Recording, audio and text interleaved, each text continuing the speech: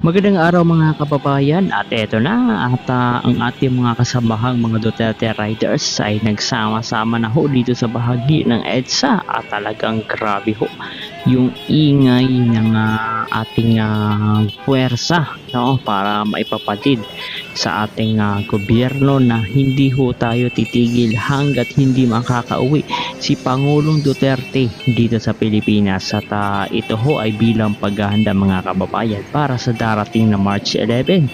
So sa mga kababayan ho natin, welcome ho na makiisa sa March 11 at posibleng magtitipon-tipon dito sa may bahagi ng EDSA patungo sa may bahagi ng Villamor Air Base mga kababayan, kung saan doon dinala si Pangulong Duterte bago dalhin sa Netherlands.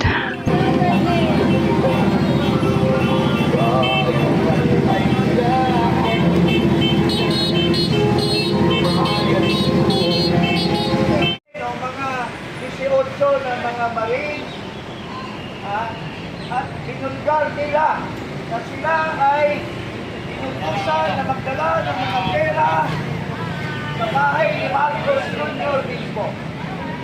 Sa Force Park, milyon ng pera na binigay sa mga opisyalis, sa mga congressman, senador, tumanggap ng pera na pinaghirapan ng ating mga kababayan.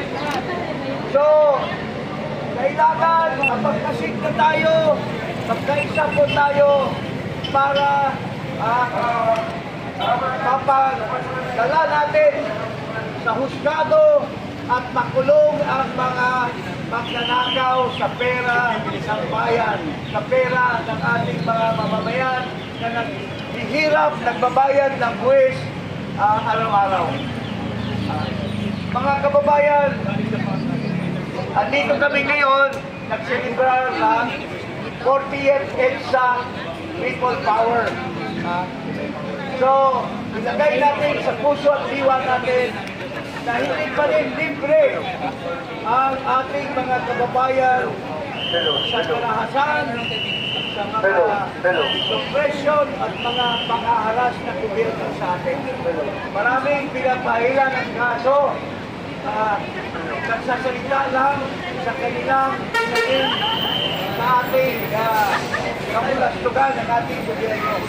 So, ngayon ang panahon, ibalik natin ang diwa ng EDSA Power Revolution. Magkaisa po tayo. Hinihikayat ko lahat ng ating mga kababayan. Mayroong hinihiling kami sa ating Pangulo base sa ating saligang batas. Nakita niyo ba ang Pangulo ng ating bayan, si Marcos? Halos payat na si Marcos. Hindi pa rin niya sinasabi sa ating mga kababayan base sa Section 12, Article 7 na kung malubha ang kalagayan, ang health ng ating Pangulo ay kailangan sabihin niya sa taong bayan kung may kakayahan pa siya mamuno sa ating bansa. Base po yan sa saligang batas. Wala po tayong ilalabag. Pero hanggang ngayon, hindi pa niya sinasabi kung anong kalagayan. Baka mabigla na lang tayo at magkagulo ang ating bansa kung hindi niya dinidisclose yung kalagayan po niya base sa ating saligang batas. So, yun lang po. Ibigay ko po kay Ka-Eric para so, ito si Oliver. Magsalita. Magsalita ka, Oliver. Tama po ang sabi ni Congressman Paras. Hindi po natin alam kung ano ang kalagayan ng ating Pangulong Paras. Dahil hindi po nila sinasabi kung ano ang tunay na karamdaman. Ganon din po ang nangyari sa kanyang ama na hindi rin po sinabi ang totoong kalagayan o totoong sakit ni Pangulong Marcos Senior nung panahon po nila. Kaya nga po sinasabi natin the history will be repeated. Ibig sabihin po, nangyayari po ang nangyari ng ginawa ng tatay niya at ginawa po ng kanyang anak. Unti mo sa pagnanakaw. Ayan, kayo po, mulata ang ating mga mata kung ganong kalaki na ang nawawala sa kabanang bayan. Ano po ba ang kalagayan ng Pilipinas sa panahon ngayon? Pilit po nilang sinasalpa at pinapakita sa taong bayan na tayo ay may pag-asa pa. May pag-asa pa ba po tayo? Wala na tayo dahil tayo ay palubog na. Ayan po, pinapakita na ng mga media po sa ibang bansa na hindi na po natin kaya. Ang dollar, napakataas na. Yung bigas, magkano na po ngayon? 57, 58, halos $1. Oh, 60 na po. Nasa na po ang 20 pesos na bigas na sinasabi niya at nag-alat pa po siya ng budget. Pero ano nangyari? Wala. Lahat po ng sinasabi ni Pangulong BBM ay kasinungalingan. Pero lahat po tayo nagsasabi ng katotohanan. Lahat po tayo ay binabaliwala at binabaliktad. Kahapon nagsalita po ang 18 Marines na nagsasabi po kung ganong karami at ganong kalaki at ganong karaming mga bagahe na dinadala nila sa iba't ibang lugar, especially kay Pangulong BBM. Ilang bilyon po yun. So, lumalabas po talaga trilyon ang nawawala sa mamamayang Pilipino.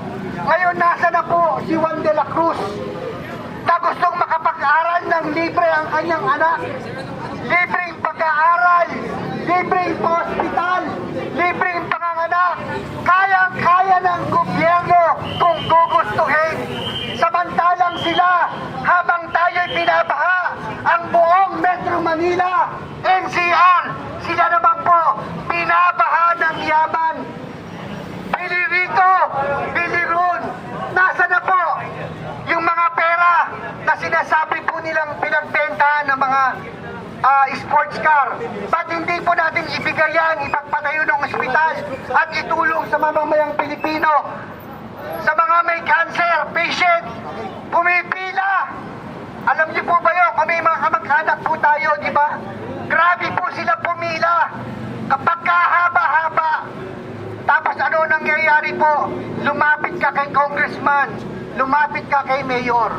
Kaya ayan po, magpapatunay na 40 years in the making na hanggang sa ngayon, patuloy tayong niloloko. Niloko na tayo ng tatay, niloko pa rin tayo ng anak.